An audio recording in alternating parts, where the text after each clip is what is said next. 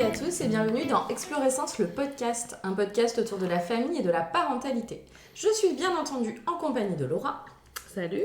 Et nous recevons aujourd'hui Thomas. Bonjour. Je laisse Laura nous présenter Thomas. Alors, aujourd'hui c'est un épisode un peu particulier parce que notre invité c'est aussi mon compagnon de vie. Et ça forcément ça change un peu la donne. J'essaierai d'être la plus neutre possible par rapport à ce qu'il peut dire.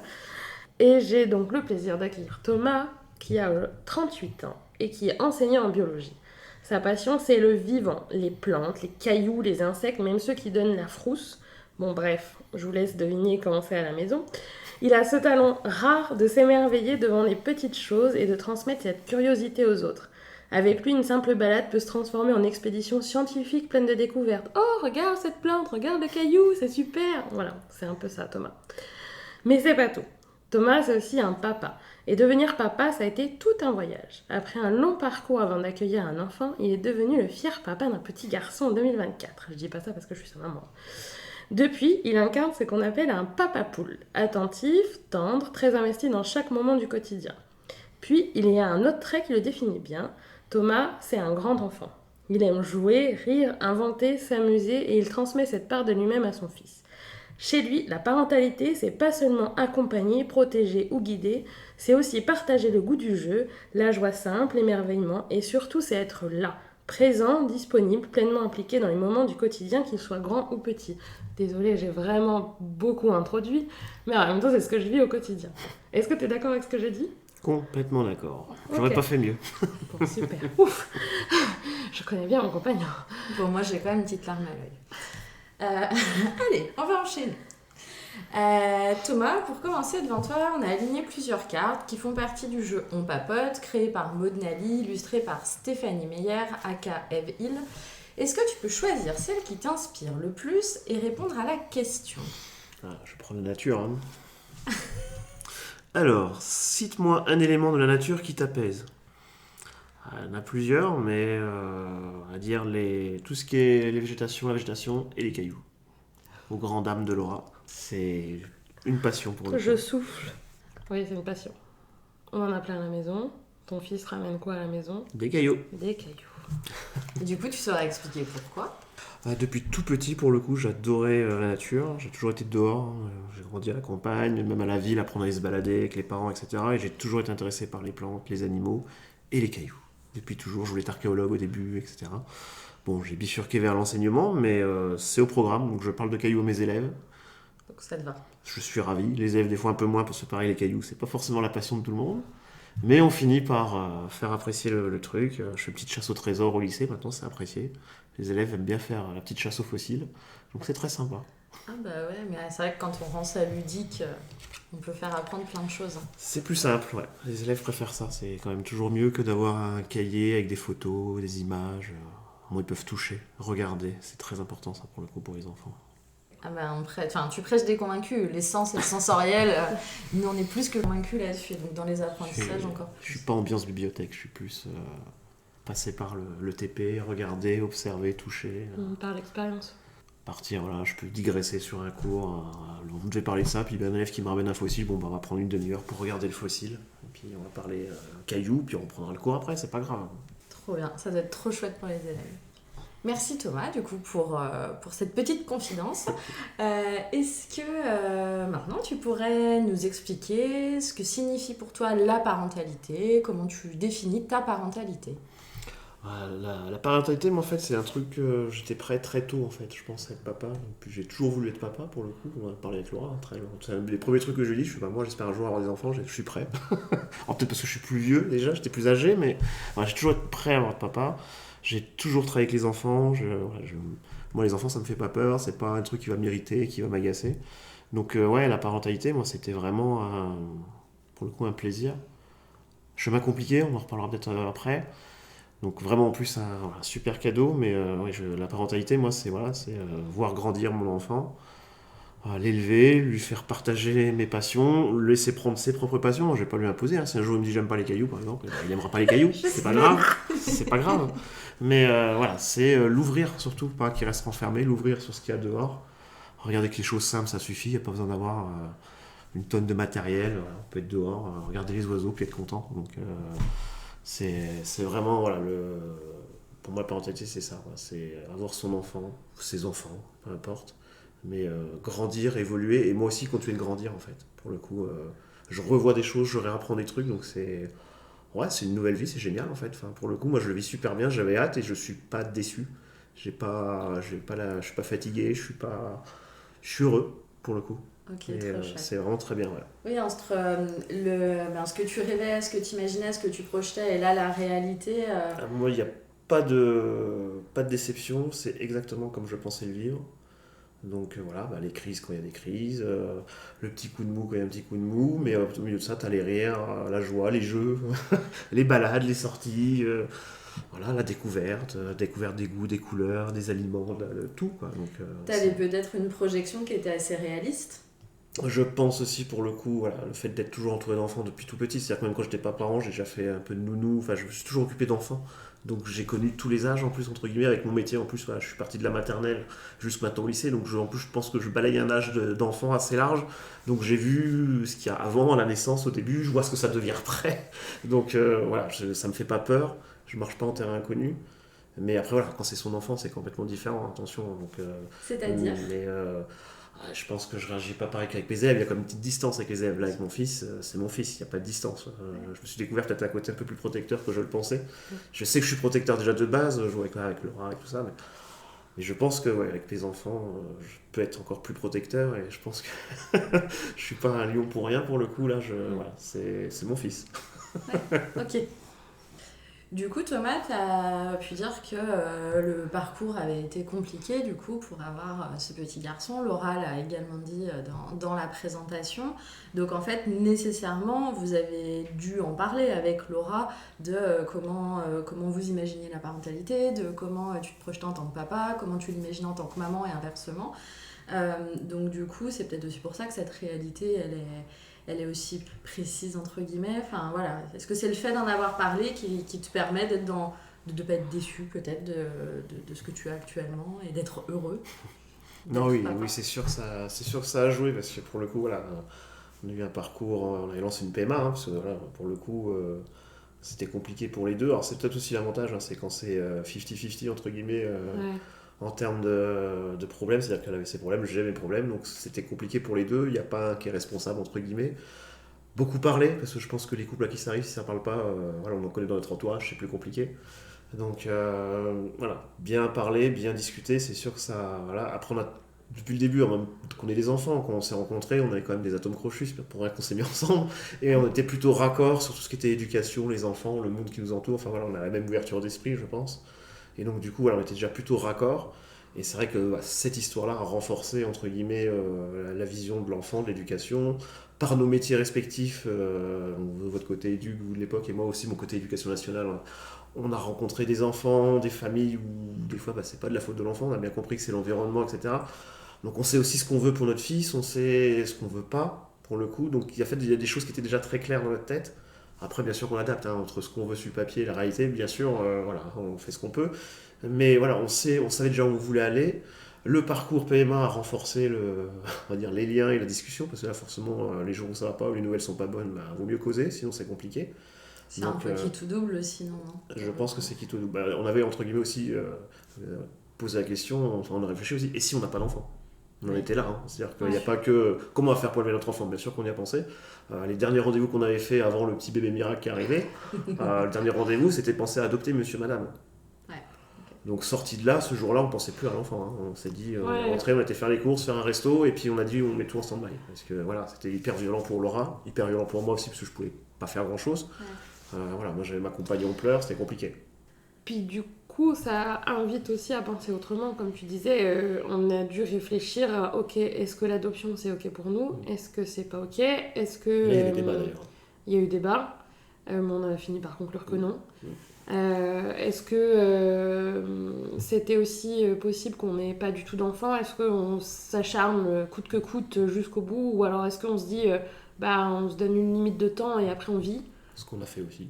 Voilà, du coup, donc on a tranché aussi, mais du coup ça amène à d'autres discussions et à d'autres manières de voir la parentalité aussi.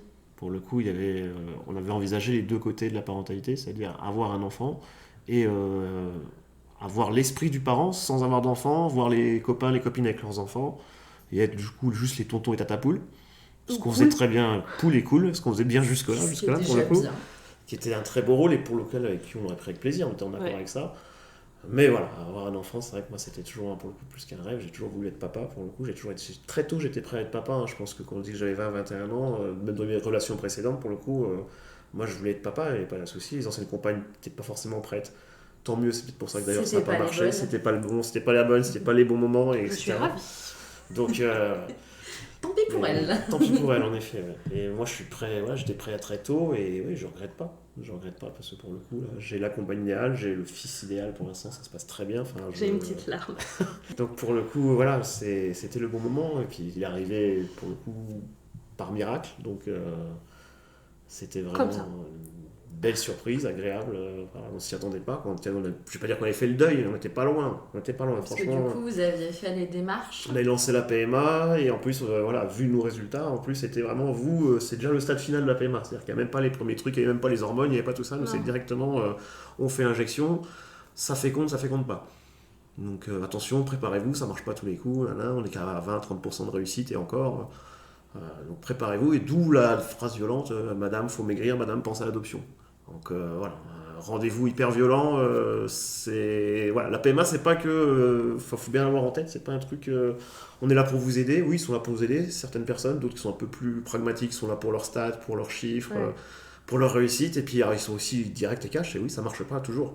Donc c'est bien d'avoir de l'espoir, mais il faut aussi avoir en tête que ça peut tomber du côté pile comme du côté face en fait. Donc c'était assez éprouvant et violent pour le coup comme parcours. Et pour le coup, voilà, pourquoi je dis miracle, parce qu'en fait, s'il y a eu des procédures, il y a eu l'administratif en plus, voilà, c'était hyper long, c'est hyper procédurier comme truc. On a perdu 6 mois. On a perdu 6 mois en plus à cause d'un dossier perdu, donc ça c'est même pas de notre faute, donc il fallait recommencer les examens, enfin bref, un truc hyper fatigant, et voilà, avant d'aller au boulot, on va faire un petit test, un petit spermogramme, et puis on revient après à 6 heures au boulot comme si de rien n'était, enfin c'est hyper compliqué. Ça il a fallu le gérer plusieurs fois du coup. Et en fait, le jour où on a reçu le dossier, finalement, moi j'étais au travail et en fait, je vais essayer de raconter Laura après, mais Laura a découvert que finalement, il y a peut-être quelque chose. C'est ton podcast, hein, c'est pas le mien. Oui, mais c'est toi qui l'as vécu ce truc-là, parce que moi j'étais au travail pour le coup. Donc, voilà. Raconte-nous Laura, du coup, pendant qu'il était au travail, qu'est-ce qui s'est passé? Laura, pendant qu'il était au travail, donc j'ai des maladies gynécologiques qui font que mes cycles sont pas très réguliers. Et là, moi, comme d'habitude, mon cycle n'était pas régulier et j'ai dit je vais faire un test de grossesse pour déclencher. Je pense que la plupart des femmes qui ont des soucis gynécologiques vont me dire mais oui, je fais ça aussi. J'ai fait un test de grossesse pour dire à mon corps allez, il faut avoir tes règles, puisque c'était aussi la condition pour entamer la FIV, il fallait que mes cycles soient réguliers. Et du coup j'ai fait le test de grossesse sauf qu'il était positif. Voilà. Donc du coup entre le mais en fait on devait avoir un bébé mais pas tout de suite et du coup mais comment on fait, enfin voilà, du coup les mêmes questions arrivent hein, même si on est en PMA ou pas, et du coup je lui ai offert le dossier d'acceptation de la PMA en même temps que le test de grossesse positif, voilà. Et alors?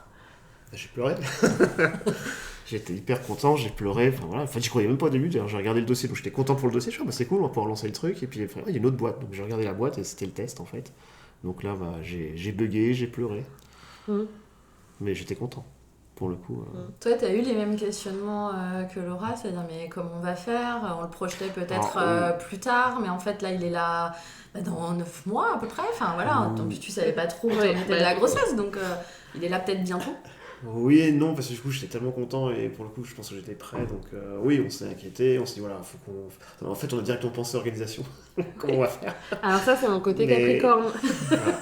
Donc moi ça me va bien ça, parce que pour le coup voilà, j'ai besoin de penser mais je suis pas forcément le meilleur de la logistique, donc voilà, nous deux on était hyper complémentaires, donc non on était hyper ravis, mais en fait non, les premières questions c'était en fait on va tout faire pour que ce soit bien en fait, pour l'accueillir en fait, donc c'était pas anxiogène, on était tellement content qu'on a dit maintenant on va faire les choses bien, voilà, on va continuer, on va réfléchir à 3, plus à 2, et puis on va préparer tout ça quoi. Donc non, pour le coup c'était un plaisir de tout préparer, enfin, moi je l'ai bien vécu cette période-là, la grossesse c'était agréable pour le coup. Moi aussi.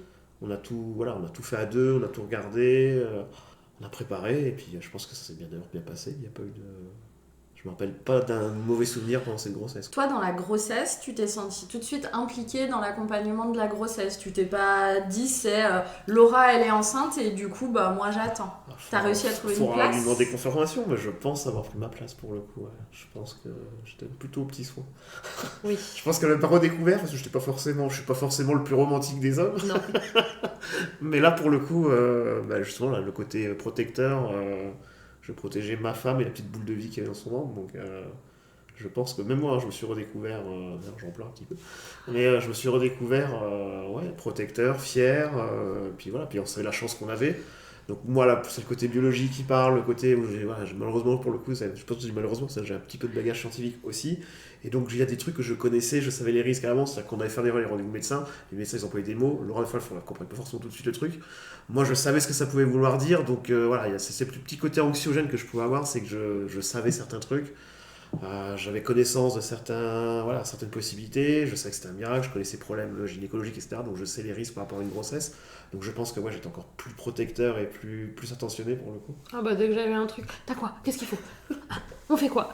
Faut aller chez le médecin? Non, qu'est-ce qu'on fait du coup? Voilà, c'était souvent... Okay. Mais du coup, c'était sa manière à lui, donc ta manière à toi, Thomas, de venir en soutien et d'être acteur dans cette grossesse.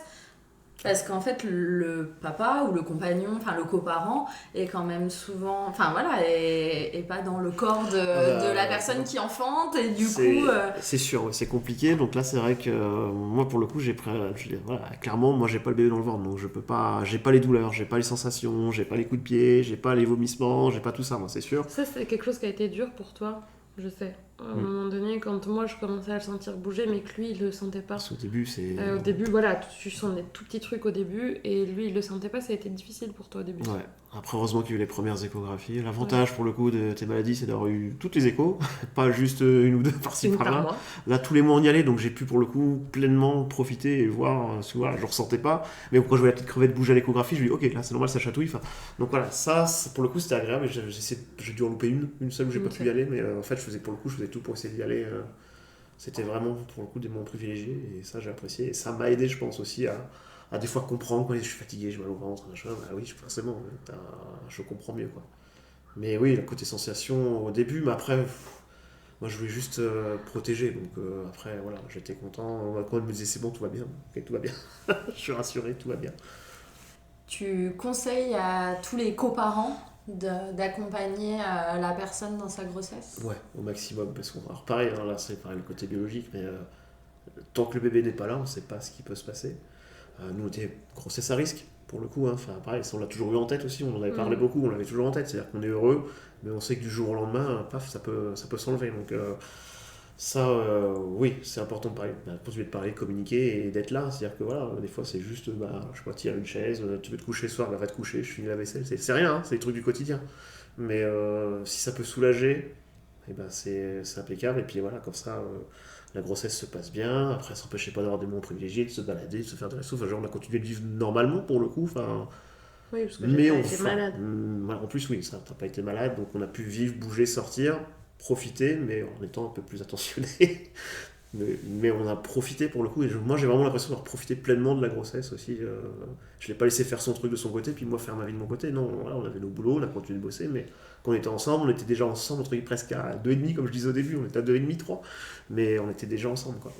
C'était vraiment des bons moments, et je l'ai vraiment très bien vécu pour le coup, la grossesse. Oui, et puis le processus de nidification de la maman et de faire la chambre, ranger la maison et autres, tout ça, toi tu as eu les mêmes étapes en même temps que pareil, que ça Laura. on l'a fait ensemble, pour le coup on a bien vraiment préparé. Alors pour le coup, je vais pas dire qu'on s'est coupé un peu de nos familles, de nos amis, mais on a fait notre petit nid pour le coup, et voilà, on savait la chance qu'on avait, donc on a privilégié pour le coup nous trois. Alors, sans oublier les gens, attention, mais voilà, si c'était, on devait aller faire un magasin pour acheter le truc, et voilà, on a bloqué ça ce week-end-là, on fait ça. Si les gens veulent venir, ils viennent chez nous, on va pas bouger en plus, on va pas faire des kilomètres inutiles. C'était vraiment préparé, et je pense que pour le coup, on a bien préparé. D'autant plus que Laura, t'as travaillé jusqu'au bout. Non, presque. Pas tout à fait. J'ai arrêté de travailler en août. Oui, c'est ça. J'étais à 5 mois, 6 mois. Et après, on a créé l'entreprise. Oui, c'est ça, en fait, dans ce sens-là. Mais c'est vrai que pour moi, je me T'as quand même rappelle bossé jusqu'au bout. en août, on est parti en camp. Enfin, Oui, en juillet, ah bah on est parti oui, en je- camp avec les jeunes. Et du coup, bah, c'est là d'ailleurs que tu l'as annoncé Oui. que t'étais enceinte. C'était très drôle. Mais du coup, je me rappelle de ça et bah, t'étais déjà l'air bien enceinte, entre Oui. guillemets, quoi. Donc moi, j'ai l'impression que... Donc tu parlais des week-ends, tu parlais... Mais en fait, avec vos horaires de boulot aussi, si vous aviez envie de pouvoir faire des choses précises, il fallait aussi pouvoir vous caler Oui. et penser à vous. Bon, après ça, moi, c'est vrai que pour le coup, j'ai l'avantage du métier. Ouais, c'est la question. Ça, c'est le côté j'allais qui est poser. plutôt agréable pour moi, pour le coup. Alors, les profs travaillent pas pour autant qu'on est d'accord, mais je dois reconnaître que pour le coup, ça, c'est une chance qu'on est enseignant, c'est d'avoir nos week-ends, nos vacances scolaires, donc de pouvoir soulager qu'on a une compagne qui travaille et qui n'a pas forcément de week-end, qui n'a pas forcément de vacances. Voilà, ça permettait de ce que je pouvais pas faire, moi j'étais là pour le faire. Et même là maintenant encore avec l'enfant, voilà, là j'ai passé 1 mois et demi, 2 mois, j'étais avec mon fils. Du coup, Donc, il est épuisé pour du coup, je reprendre suis- l'école dans une Non, semaine. parce que même si c'est tout beau, il est quand même fatigué. Oui, non, mais là j'étais bien content de le poser chez la nounou ce matin par exemple. Moi, la question que je voulais te poser, c'est qu'est-ce qui a été plus difficile pour toi au début? Au début, tu vois, au tout début, on était parents, les premières semaines, premiers mois, qu'est-ce qui a été le plus difficile pour toi? Se caler sur le rythme de l'enfant pour le coup, parce que alors, après heureusement je suis déjà un oiseau de nuit, je dors pas beaucoup. Mais là j'ai redécouvert la valeur sommeil pour le coup grâce à l'enfant, c'est génial. C'est-à-dire voilà, j'étais quelqu'un qui pouvait dormir que 4 heures par nuit, ça me suffisait. Là c'était le stress de peut-être louper un besoin de l'enfant, quoi, déjà, c'est-à-dire que d'avoir peur de tomber, j'avais peur de tomber de fatigue en fait. J'avais vraiment peur de ça, en fait. J'avais peur du manque de sommeil, de la fatigue. Je disais, si on n'arrive pas à gérer, on est à deux. Je suis après, elle va reprendre le boulot, moi aussi. J'avais peur de louper et de fatigue, du coup, je sais pas moi, de louper un biberon ou de louper une couche, et puis du coup, le bébé est sale et puis il est pas bien. Enfin, voilà, j'avais toute cette angoisse-là. J'étais pour le coup pas forcément formé entre les couches et compagnie, pour le coup, donc là, j'ai bien appris avec maman. Là, je pense que je me suis fait assez rapidement pour le coup, parce que finalement, là, pour le coup, c'était pas forcément comme j'y attendais. C'était plutôt agréablement surpris, c'est-à-dire qu'en fait, non, quand tu respectes le rythme de l'enfant, nous aussi, finalement, la nature est bien faite, on se cale sur le rythme, le bébé dort, tu dors, voilà, etc. Alors, bien sûr qu'on peut le faire, parce que pareil, quand j'étais en vacances, etc., je pouvais le faire. J'ai eu mon congé parental, pareil, l'avantage avec les vacances scolaires, je l'ai calé avant et après les vacances, donc d'avoir que 15 jours, 3 semaines, moi, je me suis retrouvé avec presque 6 semaines à profiter de l'enfant, à prendre le rythme, du coup, à pouvoir soulager l'aura, etc. Donc, non, pareil, ça s'est finalement bien passé, mais les angoisses ont été vite effacées, on va dire, quoi. Mais en effet, le côté fatigue, rythme complètement différent, je me suis dit ça, est-ce qu'on va pouvoir gérer en fait? Ça c'est bien beau, on l'attend sur le papier, mais l'enfant une fois qu'il est là, quand il pleure, quoi. Enfin, c'est surprenant, hein, les premiers pleurs à 23h, puis après à 1h, puis après à 3h, puis après à 5h, et la journée elle commence pas, elle s'arrête quand en fait? Elle s'arrête pas, quoi. En fait, c'est des petites coupures de 2h, 3h. Voilà, c'est raide les premiers mois. Mais donc c'est pour ça que j'ai redécouvert le sommeil, du coup. C'est vachement bien de faire la sieste en fait. Et depuis, je continue de faire la sieste, c'est-à-dire que des fois, quand je viens de mon fils le mercredi après-midi, par exemple, je fais la sieste avec lui. Hein. Le mercredi, il faut pas venir chez moi de 13 à 15h, il n'y a personne, hein, on dort tous les deux. Hein. Mais oui, non, après, voilà, sinon, après, pareil, vu qu'on a bien discuté, bien communiqué, je pense qu'on a bien abordé le truc et ça s'est fait en fait. Voilà, on a fait comme tous les parents, on a découvert, on a appris des trucs, on a appris sur le tas, comme on dit, et puis voilà, ça s'est fait quoi. Enfin, je suis plutôt fier de nous pour le coup, et on a bien réussi, je pense. Et pareil, contre toute attente, je ne vous ai pas trouvé forcément si fatigué que ça au début. Je m'attendais vraiment à une fatigue excessive. T'as l'air un peu plus... T'as peut-être avec le postpartum et compagnie, mais moi, pour le coup, égoïstement, en tant que papa, en plus, t'as allaité, c'est peut-être le côté allaitement. C'est-à-dire que moi, l'allaitement, je pouvais pas intervenir. C'est peut-être le truc le plus frustrant, ça, pour le coup. Ah, parce que... C'est que, autant le biberon, je peux le donner, le biberon. Donc là, maintenant, je me régale. Quand il veut un petit bibi, je suis content. L'allaitement, s'il a faim à 3h du matin, moi, j'étais juste là pour Elora, il a faim. Voilà. Donc, je réveillais ma femme, puis... et puis je regardais ou je me rendormais, parce que je pouvais pas faire grand-chose, quoi. Donc, ça, c'était assez frustrant. Et donc là, pour le coup, elle avait un rythme que j'avais pas forcément. C'est-à-dire que... Je pouvais me reposer plus que toi pour le coup quand même, c'est-à-dire qu'il y a des phases où je pouvais pas faire grand-chose. Il était collé à maman, il était collé au sein, donc l'allaitement c'est quand même un rythme à part, je trouve, pour le coup. Ça c'est le truc qu'on a vécu, je pense, assez différemment pour le coup, l'allaitement. Moi, de mon point de vue, j'ai plutôt l'impression que tu m'évitais toutes les tâches un peu plus fatigantes. Par exemple, la nuit, quand il voulait téter, tu le prenais, c'est toi qui le changeais. pour que j'ai pas à le faire, que j'ai pas à me lever et que du coup tu me le posais directement au sein et ça m'évitait de me lever. Donc en fait t'étais réveillée aussi. Oui, mais je le faisais, enfin pour le coup, je pense que je le faisais différemment, mais Oui. sûr, je pense que je le faisais sûrement, mais tu vois, mais c'est pas le truc qui m'a. Oui, qui t'a marqué. C'est, pour moi, l'allaitement, c'est toi, et c'est ton moment privilégié pour le coup, tu l'as plutôt bien vécu, je pense que t'as fait un bon allaitement pour le coup, donc en plus, voilà, il n'y a pas eu de soucis, on a eu la chance, c'est-à-dire qu'on a un enfant qui a pris, dès la maternité, il a pris le sein, donc voilà, l'allaitement, on s'était posé la question pour le coup, allaitement, pas allaitement. Je connaissais pareil le côté prof de bio, machin, je connaissais les bienfaits de l'allaitement. Donc moi dans ma tête j'espérais qu'on tienne l'allaitement un petit peu. Bon, on l'a tenu quand même un bon moment, donc 8 mois. c'est bien quoi. Voilà. Bon, après de toute façon il voulait manger des morceaux, donc après il a décrété que le lait c'était plus important qu'il fallait manger. Donc, Et du coup, là, on parlait de l'allaitement. Tu dis qu'après, il a voulu manger des morceaux. Ouais. C'est a priori une sacrée étape. Et alors, qu'est-ce que ça a donné Parce que toi, pour le coup, en tant que prof de bio, tu peux avoir certaines appréhensions. là, oui, j'avais les appréhensions là pour le coup. Puis alors, pour le coup, là, pareil, je n'ai pas forcément formé à une nouvelle méthode, etc. Moi, tout ce qui était DME, ces trucs-là, moi pour moi, ça Diversification menée par l'enfant. Oui. ça pour moi c'est des trucs j'ai découvert hein. Pour le coup c'est bien, ça m'a permis de me remettre un peu au goût du jour. Donc c'est bien vu que j'enseigne en bac pro, etc. Ça me permet d'avoir des notions que j'avais pas, en tout cas de me mettre à jour. Et alors ce truc de l'alimentation pour le coup je voyais que j'avais un enfant qui avait faim, c'est à dire que quand on était à table il était à côté de nous, il voulait pas le biberon, il ouvrait la bouche. Donc là il n'y avait pas de doute là-dessus, il voulait manger comme nous. À Lui, 4 mois. mais voilà, 4-5 mois, je trouvais Oui, ça je venais déjà. vous dire. C'était un peu tôt pour nous. Je pense que tous les bébés à 4 mois n'ouvrent pas la bouche pour manger quand même encore. Ça commence, mais pas. Nous, il avait faim, quoi. C'est-à-dire qu'à la fin, nous, il refusait le biberon. Donc, il y a un moment, il fallait bien qu'on le nourrisse, l'enfant. Et donc, Voilà, pour le coup, Laura était plus pro DME, elle avait envie de tester, etc. Elle avait vu faire, elle connaissait les trucs. Elle avait quand même un peu peur, mais t'étais quand même j'étais plus renseignée. enclin à le faire que moi. Moi, j'étais pas chaud du tout pour le coup, ce truc-là. Voilà, c'est quand même des morceaux. Enfin, puis on entendait en plus à l'époque, là, il y avait pas mal de nourrissons entre les morts subites, les bébés qui s'étouffaient. Je suis, voilà, moi, là, pour le coup, le côté protecteur, je suis, non, mais c'est bien la pâtée, c'est bien le biberon, on va peut-être. La pâtée.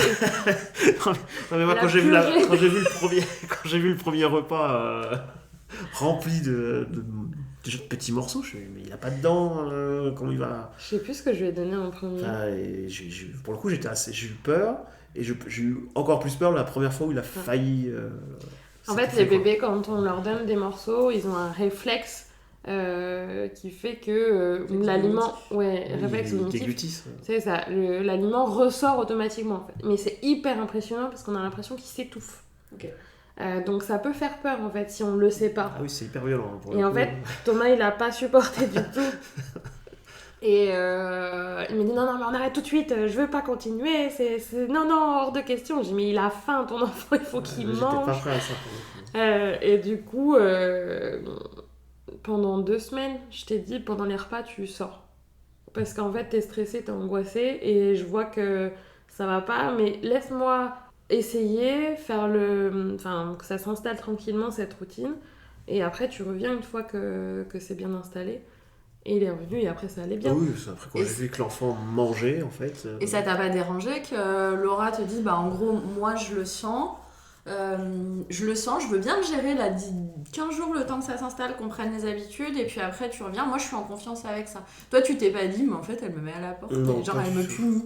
Non, pas du tout. Pour le coup, j'ai totalement confiance en Laura et je sais que si elle le fait, c'est qu'elle le sentait et qu'elle était sûre d'elle. Donc, je l'aurais pas laissé s'embarquer dans un truc. Voilà, je savais qu'elle maîtrisait. Elle avait des notions qu'en effet, le bébé, il avait ce réflexe-là. Moi, je n'étais pas forcément au courant de tous ces trucs-là. Donc, non, j'avais confiance. Et puis, pareil, du coup, l'enfant n'était pas stressé au début. C'est une éponge à cet âge-là. Donc, moi, quand j'avais peur, il avait peur. Donc, c'était plus simple. J'arrivais à la fin, quand il prenait son reste de biberon, son truc tout liquide, moi, c'était très bien. Non, pour le coup, ça s'est bien passé. Et après, du coup, quand j'ai fait le premier vrai repas où je vais être tout seul, je n'avais pas le choix, tu bossais. Voilà, elle m'avait préparé la gamelle avec les petits morceaux et trucs comme ça, j'ai pas eu le choix là. Donc, et en fait, quand j'ai vu que Gabin il gérait très bien, il mangeait. Il savait faire. Bon, ça m'a rassuré. Et puis maintenant, à la limite, des fois, c'est plutôt Laura qui va. Maintenant, il est un peu gros là le morceau quand même. Maintenant, je suis un peu trop en confiance des fois. Donc, l'enfant il y va maintenant. Hein. Donc non, maintenant c'est réglé. Mais c'est vrai que ça, c'était une étape un peu. j'avais encore l'image du nourrisson avec le biberon, moi. Donc, le biberon, l'allaitement, et puis on passe du petit bibi au steak haché, au purée. Voilà. Et puis il n'avait pas de dents en plus, nous, les dents, il met du temps à les faire et tout. Donc je sais pas pourquoi il ne peut pas croquer. En fait, si ça se passe très bien, il a plutôt même un bon appétit. Donc qu'est-ce que ça va être que l'on aura toutes ses dents? Donc du coup, là, on vient aussi pointer le développement de l'enfant et le fait qu'il grandisse. Et du coup, le petit bébé avec justement le biberon qui a été allaité par maman, il commence, alors j'allais dire être loin, non. On me disait il a un peu plus d'1 an et demi, donc 18 mois, un peu plus de 18 mois en langage de maman. Précisément, oui. Laura, on est le 25 du coup. 19. Ouais, voilà, 19 mois. Non, c'est précis comme ça. C'est précis. Et donc du coup, de le voir grandir, qu'est-ce que ça te fait? Qu'est-ce que ça te procure? J'ai envie de dire toujours du bonheur. C'est-à-dire que moi je suis ravi de le voir évoluer, grandir, les apprentissages. On est passé du petit gazouillis dans des mots, des débuts de phrases. Moi ça m'épate pour le coup. Mon côté spectateur de la nature et de l'environnement, j'adore voir mon fils évoluer, grandir. Pareil, ça c'est des trucs que j'enseigne depuis très longtemps. Mais de le voir en vrai, entre guillemets, puis que ce soit mon fils, mais c'est encore mieux, puis je redécouvre des choses, et puis voilà, puis j'évolue en même temps que lui, c'est-à-dire qu'il y a de plus en plus d'interactions, c'est une éponge, il voit une chose une fois, il le refait, en plus on a de la chance d'avoir un enfant qui est une bonne éponge pour le coup, qui est hyper curieux, et puis qui a envie de parler, qui a envie de découvrir les choses, donc non, il y a de l'interaction, moi pour le coup, là on est sur une période où je m'éclate, là, pour le coup. C'est quoi ton étape préférée? C'est là, maintenant qu'il y a on a fait la langue des signes, c'était pas mal ça évitait les frustrations, c'était très bien ce truc-là, mais maintenant qu'il parle, moi pour le coup je m'éclate, parce que pour le coup, quand on lit une histoire, on voit qu'il écoute ce qu'on raconte, qu'on lui donne une consigne, tiens, viens arroser le jardin, voilà, moi j'ai mon petit gamin qui est haut comme 3 pommes, qui prend son mini arrosoir, qui sait ce que ça veut dire arroser, qui arrose le jardin, c'est tout ce que je pouvais rêver, moi, le soir dans mon jardin avec mon fils, c'est des moments privilégiés, ça j'adore par exemple. Donc là c'est des moments où il y a de l'interaction, de l'interactivité, franchement, ça, c'est du bonheur pour le coup. T'es pas nostalgique du nourrisson? Du tout petit bébé? Oui et non. Pour le coup, si, c'est des très bons moments, ça va rester ancré. Mais chaque jour, il y a une nouveauté. Là. Donc ça va tellement vite. Je veux dire, chaque jour, il y a, 10 mots en plus, une phrase. Tiens, tu sais faire ça. Tiens, tu mets tes chaussures tout seul. Tiens, tu mets ton blouson tout seul. Finalement, chaque nouvelle découverte, je suis ébahi. Je m'éclate encore plus. Donc non, non, je pense qu'il y a encore d'autres choses. Je veux dire, il est tout petit encore, donc qu'est-ce que ça va être après? Donc moi j'ai plutôt hâte de voir la suite, comment ça va évoluer. Donc non, je suis pas nostalgique, je suis heureux, je suis content. C'est très bon souvenir. Mais voilà, il y a de l'interactivité. Là, maintenant, on va voir les papis mamies, il est ravi. Là, ce matin, je ramenais chez nous. Coucou nounou! Voilà, il n'a pas pleuré, rien du tout. Enfin, je veux dire, c'est génial, quoi. Donc non, moi je suis plutôt à regarder devant et puis c'est trop bien en fait. Donc non, c'est vraiment. C'est vraiment des très bons moments et chaque jour a son lot d'aventures et de découvertes et je suis plutôt à regarder ce qui va se passer demain en fait. Quoi. Donc c'est bien avec le petit. C'est quoi que tu as envie de transmettre à Gabin? Un petit côté peut-être vieux jeu et personne âgée. Ce sont des petites différences d'âge avec Laura quand même. C'est peut-être le côté valeur, respect. C'est quoi? Ça veut dire quoi? Non, c'est parce que je fréquente énormément d'enfants qui n'ont pas forcément toutes ces valeurs. Alors c'est pas de leur faute, j'en veux pas ces enfants, leur attention. Mais j'ai envie que mon fils soit quelqu'un de bien, droit dans ses bottes, libre. Je pense qu'on est plutôt assez. Je suis quelqu'un de libre. C'est-à-dire que si je veux pas faire un truc, je le fais pas. J'ai changé plein de fois de métier, c'est pas pour rien. C'est que quand ça va pas, je suis pas bien à l'endroit, je m'en vais parce que je suis libre justement. Et je pense que là-dessus, on partage ces valeurs-là d'ouverture sur le monde, de liberté. On n'est pas des révolutionnaires non plus. Faut pas non plus aller jusque là, mais on a notre place dans le monde et j'aimerais que mon fils il arrive bien à comprendre le monde qui l'entoure, sachant que le monde d'aujourd'hui c'est pas le monde d'hier, pour le coup c'est quand même assez complexe la situation en ce moment, donc j'ai envie que mon fils il arrive à faire ses propres idées, ses propres choix, lui laisser toujours le choix, pas lui imposer des choses. S'il a envie de faire de la couture, il fera de la couture, c'est pas grave. Il me dit je vais être danseur étoile, et tu seras danseur étoile. Je vais pas avoir ce côté t'es un garçon, faut que tu sois tout en bleu, le bleu, le rose. Il fera ce qu'il veut en fait, quoi. Tant qu'il fait quelque chose, je ne pas rien. J'ai plutôt envie qu'il y ait cette valeur-là, du courage, ne pas rien faire, quoi. C'est-à-dire, fais quelque chose de ta vie, par contre. Voilà. Fais quelque chose. Travail, Voilà. peut-être. Fais quelque chose. Sois respectueux, Quelque sois chose poli. qui te plaise, en plus. Bosse, fais quelque chose. Mais voilà, si c'est ça qui te plaît, bah, on te poussera, on va t'aider, va faire ça. Mais voilà, valeur, respect, travail. Oui, même si c'est à contre-courant, voilà. Mais voilà, je vais pas juste voilà, qu'il soit un petit garçon bien dans ses bottes. Je vois assez de gamins en souffrance, des trucs comme ça, ou qui sont pas dans la bonne voie. Enfin, je vois pour le coup, maintenant je fais jusqu'au lycée, j'ai des gamins qui arrivent dans des classes qui sont pas là parce qu'ils sont là par accident. Bon, bah, c'est des gamins qui sont fracassés, c'est des gamins qui bossent pas. Enfin, c'est compliqué, c'est des gamins qui ont été imposés, ça va pareil, bah, ton père était rugbyman, tu feras du rugby. Bah ouais, mais moi j'aime le basket. Enfin, non, moi ça sera pas ça pour le coup, c'est clair dans ma tête, c'est clair dans la tête de Laura aussi, je pense, pour le coup, on en a causé, c'est que voilà, s'il me dit pas maman j'aime la couture, eh ben, tu feras de la couture. Je serais bien embêtée. Oui, Je ne sais on pas pourra, on pourra pas l'aider, mais c'est pas On grave. Il demandera fera... à Tata Clémence de l'aider. Ouh là là. Mais oui, non, c'est pour le coup, ouais, si je devais transmettre ça, ouais, c'est juste qu'il soit bien dans sa peau en fait, bien à sa place dans le monde, comme nous on a trouvé notre place, je trouve. Pour le coup, je me suis découvert un petit côté. Ouais, c'est vrai que t'as plus de mal, toi, à supporter quand il se fait mal ou quand il est malade. Mais pas à supporter parce que tu te dis que c'est pénible, mais plutôt à... C'est viscéral pour Ouais, toi. ça m'embête que ça lui soit arrivé. Enfin, je suis embêté pour lui, même si des fois c'est pas grave, mais je dis, oh, c'est dommage, on aurait pu l'éviter ce truc-là.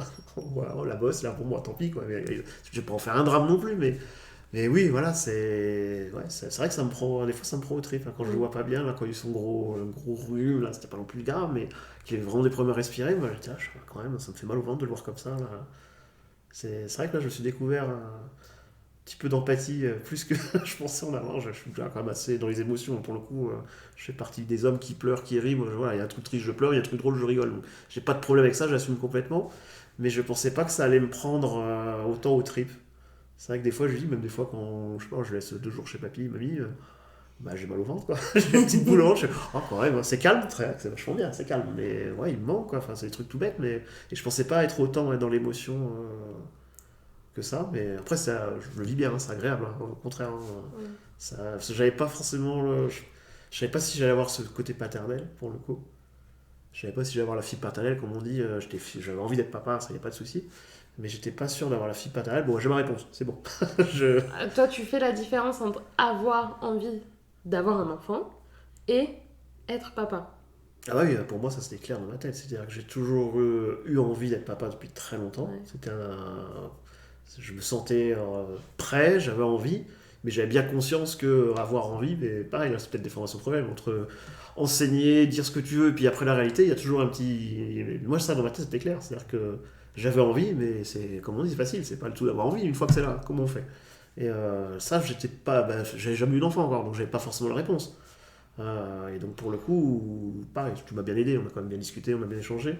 Des fois tu me demandes, je te demande, tu me rassures, etc. Donc non, ça m'a conforté que, en effet, je pense que je suis aussi plutôt voilà, bien protecteur, j'ai la fibre paternelle, voilà, je pense que je suis un bon papa, tu me le rediras, mais voilà. Fort. Oui. Ah. Mais ouais, ça c'était pour le coup une des premières questions que j'avais. J'étais content d'avoir l'enfant, voilà, mais est-ce que j'allais être un bon père? Parce que maintenant qu'il est là, faut assurer quoi. Alors c'est quoi être un bon père pour toi? Et bien justement, c'est pas être dans l'excès, c'est pas non plus trop le couver non plus, parce que j'ai bien compris, faut pas non plus hyper. Le cocooning c'est bien, mais voilà, faut qu'il se développe quoi, faut pas non plus. Mais c'est être présent au maximum, quoi, être présent, être là pour lui. Quand il pleure, essayer de le réconforter, le rassurer. Quand il fait une bêtise, ça passe aussi par le gronder parce que ça fait partie de l'apprentissage.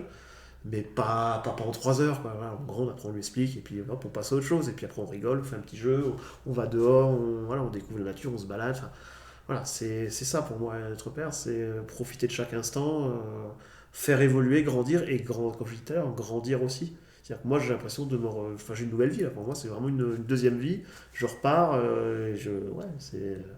je redécouvre une nouvelle vie, et ça me va très bien d'ailleurs, mais j'apprends des choses, je redécouvre, j'évolue, je pense différemment, je pense que même dans ma façon d'être, autant à la maison que même professionnellement, je pense que, il faut demander à mes élèves, mais je pense qu'il y a une différence, c'est-à-dire que le avant-après, il y en a qui l'ont senti, je suis pas plus détendu, je suis déjà assez relax comme prof, je suis pas le pire des profs, mais je pense que dans ma façon d'aborder les choses, et même ma relation à l'enfant, je pense que je suis ça m'a fait grandir pour le coup et un peu gagner en maturité. Des fois, j'étais un peu brut sur certains trucs ou un peu braqué. C'est-à-dire que j'avais les idées bien arrêtées. Quand j'avais un ado qui se braquait, des fois, je le grondais. Puis à la fin du coup, je prenais même pas la peine d'aller voir. Je savais, tu seras collé. Puis basta, c'est bon, là, tu m'as gonflé. T'abuses, t'as fait ton erreur, t'as perdu. On prend le règlement intérieur. Puis on était un truc hyper gratte-papier là. Bon, bah maintenant, je sais pas si j'ai dû coller 3 élèves dans l'année là parce que ils avaient vraiment poussé les bouchons trop loin. Maintenant, je fais tiens, on discute 5 minutes à la fin du cours. Et puis il y a des choses que je comprenais pas forcément, que je comprends maintenant en fait. Et donc je prends le temps et je pense que ce côté-là, ça, je me suis un peu édulcoré de ce côté-là. Je suis un peu et je pense que ça, pour le coup, j'ai gagné du coup autant que ce soit pour la vie de famille que pour la vie professionnelle. C'est un atout quoi. Donc et ça, c'est grâce à mon fils pour le coup. Donc c'est lui qui me fait grandir et apprendre des trucs. Et La ça, patience. aussi. Ouais. Ouais, ça c'est le côté lion. Je fais ce que je peux.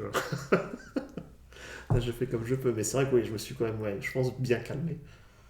Même quand tu dis je suis un grand enfant, je me suis quand même bien calmé.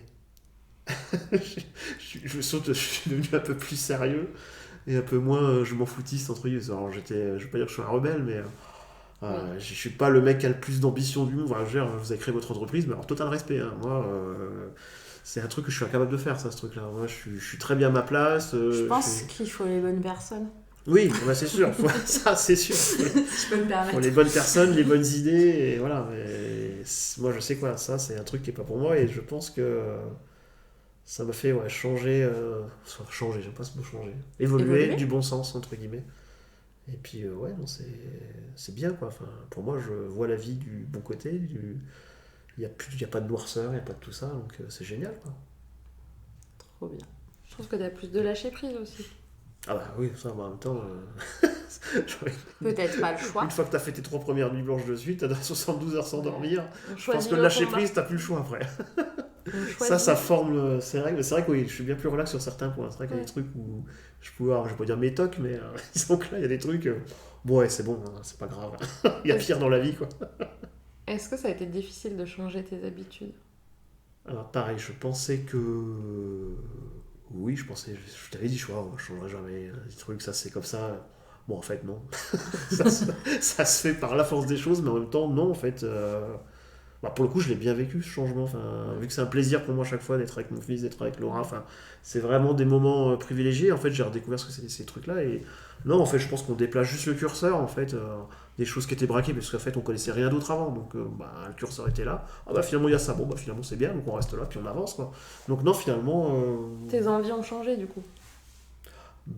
Oui, enfin, mes envies. Disons que. Comment dire ça? Disons que j'ai peut-être des envies que j'avais pas forcément avant, mais parce que j'avais pas l'occasion de les avoir, en fait, tout simplement. Et maintenant que je les ai, oui, je vais peut-être les privilégier par rapport à d'autres envies qui vont devenir un peu plus futiles, quoi. Ouais. Il y a que là maintenant, oui, avant, je sais pas, moi, je me serais pris un petit plaisir à aller m'acheter un jeu de console à 60 balles. Bon, maintenant, je vais rentrer dans un magasin de jeux, je vais mettre 60€ dans un petit hochet ou, ou un cheval à bascule pour gamin. Voilà, les priorités ont changé, parce que ça me fait plaisir de lui offrir, en fait. Mais après, quand il aura l'âge de jouer à console, je serai content de l'inverse, lui racheter le truc. Voilà, il n'y a pas de problème. Mais oui, c'est sûr que là, de ce côté-là, je pense que j'ai changé. Là, je vais faire les courses, je passe dans le rayon enfant, je trouve un jouet, un livre, un truc comme ça. Bon, là où avant, j'aurais, je sais pas, moi, acheté un paquet de Twix, un paquet de machin, là, je vais acheter un petit livre pour gamin. Et ça me fait vraiment du plaisir, pour le coup, ça me procure du plaisir. Ton curseur de plaisir a changé. Mais je pense que j'attendais que ça, en fait. C'est pour ça que j'étais vraiment hâte d'être papa, parce qu'en fait, pour moi, c'est ça, c'est aussi, voilà.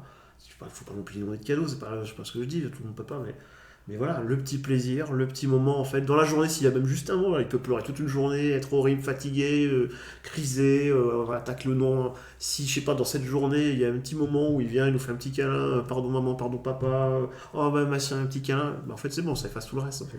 C'est déjà arrivé, la coup il était hyper dur. Et puis en fait le soir, une petite crème, et puis câlin papa, câlin maman, t'oublies tout le reste en fait. Donc ça passe super vite, et puis c'est ça en fait, c'est voilà, il analyse, il grandit, il apprend. Il apprend, on a bien conscience que nous adultes, nos émotions, on sait pas toujours quoi en faire. Donc voilà, donc un petit 15 mois, 16 mois, 18 mois, 2 ans, 3 ans, on va pas leur demander. Donc ça pareil, c'est un truc, je pense que j'en ai pris conscience. J'avais pas forcément conscience de ça au début. Oui. Mais parce que vous avez pas forcément, en tant qu'enseignant, ou même instituteur, vous avez pas forcément cette formation sur le développement de l'enfant. C'est pas aussi poussé, oui, ça c'est dans les formations, il n'y a pas toujours. Après, c'est des formations qu'on peut prendre en fait, mais tout le monde ne se forme pas déjà. C'est-à-dire qu'on peut se former, hein. Il y a plein de thèmes possibles, mais il faut que les formations soient validées, il faut que tout ça, il faut que ça soit accepté. Et après, en fait, selon les parcours, en fait, oui, on peut arriver là-dedans sans avoir jamais été confronté à des ados, sans jamais. Donc, pareil, hein, nous, on voit des personnes qui arrivent. Bon, bah, c'est très bien, c'est pas, genre, ils peuvent avoir le niveau, ils peuvent avoir tout le bagage qu'il faut, mais pareil, en fait, il y a 2 métiers en un dans ce qu'on fait. Ouais. C'est-à-dire que, et donc là, le fait d'être parent, ça m'a rajouté une corde à mon arc pour mon autre partie du métier. C'est-à-dire que le côté enseignement, moi, je connais mon bagage technique, hein, j'ai bac plus, je sais pas combien, tout va bien, je gère le côté bio. Mais enseigner la bio, transmettre et gérer une classe, c'est pas de la bio, ça. Ça, c'est de la gestion d'enfants, c'est de la gestion donc, de gamins qui vont, quand tu es en primaire, de la maternelle au CM2, puis après quand tu es au collège, le 6e, 3e, c'est encore une autre catégorie d'enfants, et là je bascule au lycée, de la seconde à la terminale, c'est encore une autre catégorie d'enfants, ça ne gère pas du tout de la même façon. Donc quand sur une journée on passe des 4e, après 2 heures de terminale, et puis on revient sur des 4e, puis après un peu de 3e, puis un peu de seconde au milieu de tout ça, sur une journée, je passe par toutes les émotions, partout voilà, les petits 4e que tu es encore dans les petites histoires, papa, maman, pipi, caca, il m'a piqué mes cartes Pokémon, et puis après tu arrives au lycée, lui c'est plutôt je l'aime plus qui m'a trompé avec moi. Faut switcher là, c'est des émotions à gérer. Et là j'ai pas fait mon cours encore, c'est à dire que des fois je prends un quart d'heure pour désamorcer les trucs quoi. Ça c'est des choses, je pense que j'étais peut-être plus brut de décoffrage entre guillemets. Ce que tu disais tout à l'heure. Je les gérais, hein. J'ai jamais eu de problème avec les élèves, je pense que les élèves pour le coup j'ai pas de soucis, ils ont plutôt même confiance en moi, je marche à la confiance avec les élèves, donc ça marche plutôt bien d'ailleurs, mais je me suis découvert je pense un côté un peu plus doux. C'est-à-dire que voilà, je renforçais ce lien de confiance et maintenant je fais différemment quand je peux. C'est-à-dire quoi, pour ça, j'arrive à jauger, je sais quand ça lève, pour le coup, voilà, je sais que ça marchera pas, donc voilà, j'insiste pas, mais j'arrive à jauger, être un peu plus empathique avec certaines situations. Alors qu'avant, je ne vais pas dire que ça me passait au-dessus, mais j'avais pas les clés entre guillemets pour décoder le truc, quoi. Donc ça m'a aidé, voilà. Au quotidien, ça m'aide avec gamin, mais ça m'aide aussi, je peux l'extrapoler en fait dans mon métier en fait. Dans la gestion des émotions en fait, l'importance d'arriver dans une classe du coup un peu plus apaisée, à désamorcer aussi certaines situations. C'est ça, c'est qu'il y a maintenant je préfère perdre 10 minutes, mais en fait c'est pas 10 minutes de perdu, c'est-à-dire que j'arrive dans la classe, je vois que je sais pas, il y a eu une bazar dans le cours d'avant, ou il y a une histoire entre deux à l'intercours, je sens qu'ils sont même pas en train de m'écouter, j'ai même pas eu le bonjour, donc c'est qu'il y a un truc qui va pas. Bon bah là je préfère prendre 10 minutes sur mes 55 minutes de cours, et en fait je sais que derrière je vais me rester 45 minutes, je vais pouvoir faire quelque chose, parce qu'en fait si je le fais pas, bah, je vais peut-être passer déjà une demi-heure à essayer de faire redescendre le truc et puis ça va continuer de s'embrouiller, et puis sur la demi-heure qui reste, bah, on va rien faire, ils ont rien retenu, ils ont juste retenu leur embrouille. Et ça je pense que ça m'a aidé à mieux analyser certaines situations et à les prendre en compte pour le coup. Donc ouais, la gestion de l'enfant, des émotions, voilà. J'extrapole, voilà, quand je vois mon petit qui a 18 mois, il y a certains trucs, il est frustré, on attaque la frustration, c'est pas mal. Ouais, c'est pas inintéressant. Bon, et ben, de se rendre compte que finalement cette frustration elle existe encore même après, alors différemment, c'est-à-dire qu'ils parlent quand même mes élèves, mais ce phénomène de frustration, de rapport à l'adulte, d'autorité, etc., c'est déjà des problématiques qu'on a encore, et donc ça me permet d'aborder, des fois de prendre des biais. Donc voilà, souvent les élèves disent « Oh bah vous êtes cool », je suis cool, mais en fait tu t'es pas rendu compte. En même temps, des fois je t'ai appris un truc, je t'ai quand même grondé, mais en fait tu le prends bien parce que je t'ai grondé, on va dire, pas de manière violente. Voilà, donc on aborde les choses différemment, mais en fait ils se rendent pas compte. Ils font « Oh bah c'était trop cool aujourd'hui », bah oui c'est trop cool, mais en attendant on a bossé pendant 1 heure en fait. Tu te rends pas compte, mais on a bossé. Et c'est un peu le but du jeu, moi c'est un peu ma façon de faire, c'est que si l'enfant il a pas l'impression d'avoir travaillé, ça me va bien. On va arriver à la fin. Merci Thomas pour tous ces échanges. Est-ce que tu voudrais nous dire quelque chose pour conclure ? Comment tu voudrais conclure ton podcast ?